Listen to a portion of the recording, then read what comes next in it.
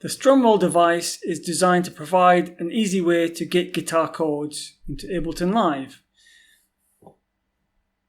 As someone who plays the guitar, I can very easily make a lot of different chords on the guitar, but when it comes to finding the exact notes to put into Ableton Live, I would have to manually go through and figure out what each note is.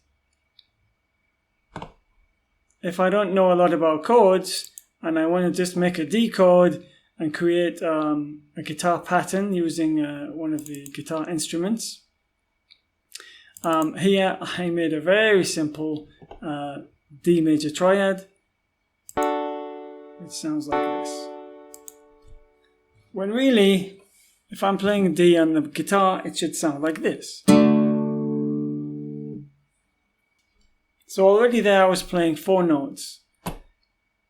So what we can do, this device is not just for anyone who can play guitar. If I play guitar, I already know the notes I need, but we can very easily find guitar chords online. So here I just typed in guitar D chord into my search engine, and we can see we have many pictures here, and even here we have 7 different ways that we can play D. So let's just look at the first one, the most simple. Here, if we look at this, the X means that we're not going to play this string. Here we're playing the open string, and here we're playing those notes on those frets of the guitar. So if we turn that around, then we can see on the device, that's what we have. So these 2 chords we're not going to play. We're going to play this one open, and then these notes are going to be played here. So if we were to play that, obviously that already sounds a lot more natural than this one.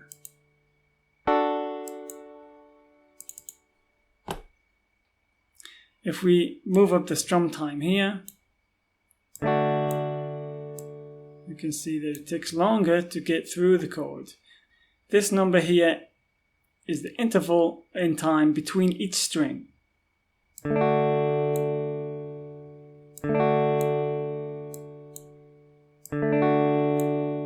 So here we can see I'm pressing this. This is the downstroke. I know we have an up arrow, but that's because if we have the guitar underneath me and I'm looking down at the guitar, then this is what I would see. So this would be going down from the top string, from the bottom string, the bottom E to the top.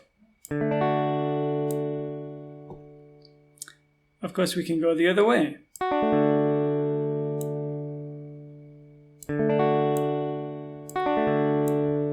And very commonly when someone is playing guitar, not all of the strokes of a chord would be in the same direction.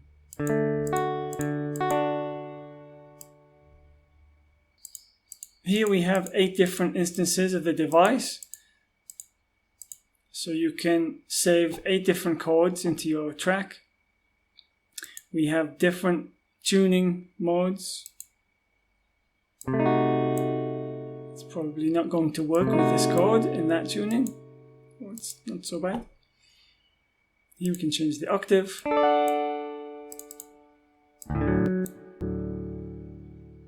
The CPU didn't like that. Okay. We also have randomization of the velocity for each string. So this will be an amount we can choose.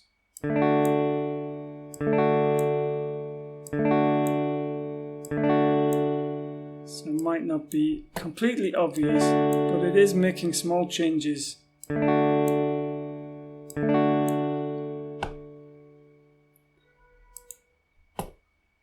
So if we want to go ahead and sequence this, these buttons here are set up to be triggered by Midi notes.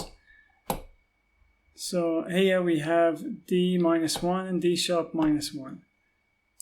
Okay.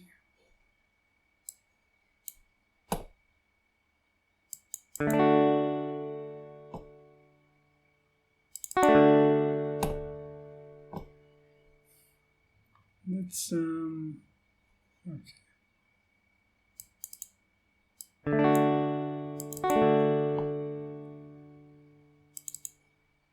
Let's bring the strum time down a little bit.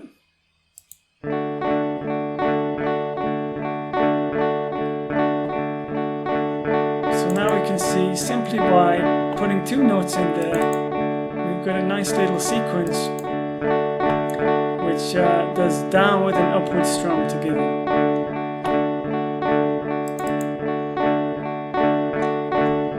So another thing which the device does, we have to make sure that the length of the note gives us enough time to get across all of the strings.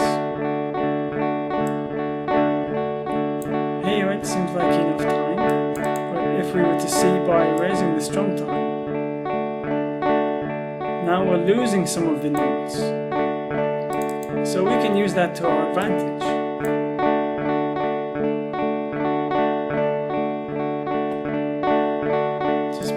Small change now. Here, this one is playing all of the notes, and this one we're losing a few of the notes.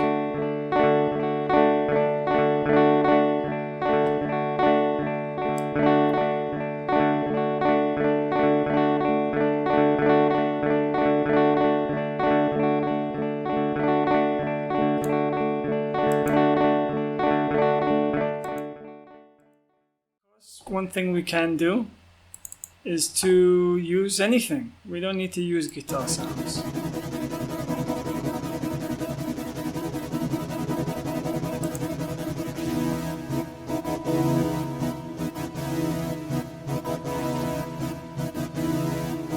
Oops. The CPU doesn't like recording the screen at the same time.